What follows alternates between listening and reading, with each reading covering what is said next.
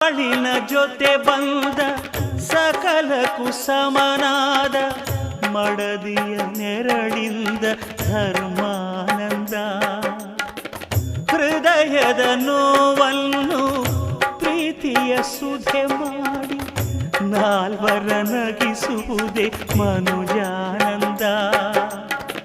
ಬೆಲ್ಲದ ಕಣದೋ